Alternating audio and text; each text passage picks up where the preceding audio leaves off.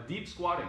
First thing to know about the deep squat position is that for many of us, reclaiming our deep squat and being more comfortable down there is a big stretch.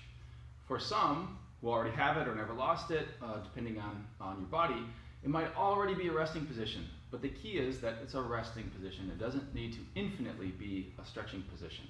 So if you already have a deep squat, you might not be doing a lot of active deep squat work in it. You might just be working on maintaining and being more comfortable down there, enjoying the fact that you're already down there. For the rest of us, when we start working on it, the first thing that we'll work on is easing our way down into it. Rather than just dropping down there and just sitting on it, we'll use an eagle squat, which is a great warm-up for any squatting exercise. And the eagle squat, turn from the side, starts with a hinge. So I first slide my butt back and I preload my hamstrings and my arms sweep back too, so all my weight is back, back, back, back. And then as I go down in my squat, I'll breathe out. I'll try to bring my body to my legs first, and then drop down into my stance and counterbalance with my arms sweeping forward. Before I come up, I want to set my spine and then come up. I set my spine so that I don't come up like this. Nothing wrong with that, but if we're working on getting into our deep squat, we want to come out of the deep squat. That's what range of strength is all about, is not being able to just be in a position, but be able to move in and out of the position. So we'll move into the position by hinging, compressing my body to my legs first, and then big exhale, so I'm not holding tension down here. Getting down, doing whatever I'm going to do down in the deep squat, and then pulling myself back up and out, fully extending the hips back up to my neutral stand. So that's eagle squat. Spine line, management of spine line is important. Also, sitting inside of my stance. Any deep squat does not sit on top of your legs. So with your stance, most people, it's gonna be about shoulder width apart, feet slightly turned out. Most bodies are gonna have more space at this angle than they are gonna have at this angle. That's why kickers, or people who are kicking high, dance lines and that, dancers can kick much higher over here than kick straight up. Most bodies will have more space in their hips that way. So slightly turned out. You play with your stance. You might be a little narrower. You might be a little wider. You might not know. You might get comfortable in one and then try another and be like, oh wow, that's actually much better. Keep playing around with it. Don't get stuck just doing one thing. You follow the principle of deep squatting. Don't come up with your own prescription too fast. So sitting inside of our stance, eagle squat, what that means is I'm spreading out, making space, and I'm sitting inside of my stance, not on top of my stance, doing more of a chair squat, narrow squat. When you get down there, especially if you have a hard time getting down there, things that we can work on. One, using a counterbalance.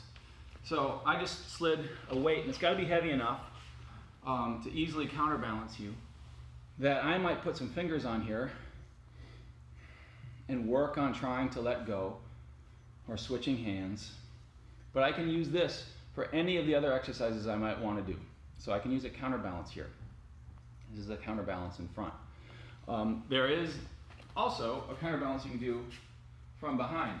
So I'm going to put my hands against the wall and walk myself down. And this is pushing me forward into my stance. And I can actually do a little bit of shoulder extension work here too while I'm down here. But also I'm keeping my balance forward by holding myself, pushing myself off something behind me, or pulling myself towards something in front of me. Now, when I'm in my deep squat, and then last assist I can have is putting a squat block under my heels to raise my heel up. We have 2x4s and 1x4s, but a mat rolled up a couple times can also suffice, or a towel. When I'm down in my squat, working on creating more space down here, again, you can use your counterbalance, use a weight as much as you need to or want to. But we can work on prying our legs open, using our elbows as pry bars. You can do one side at a time and do reps here, or do two sides at a time. Doing reps here, slow, steady. Reps and holds are a good strategy. We can also do the sprinkler. So here, I'm working on twisting in my deep squat. twisting around to the back.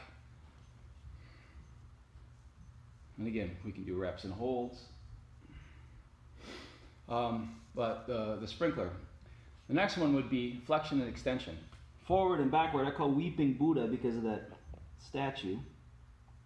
I can creep my fingers forward, I can use that counterbalance to pull myself forward. That's flexion, spine is flexing. And then extension is stacking myself up. Strong abs, long tall spine. I'm keeping my arms in front as counterbalance so I don't fall backwards.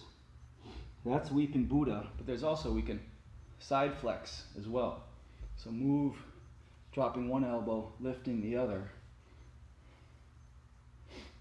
Side flexion as well, pulling up my sideline.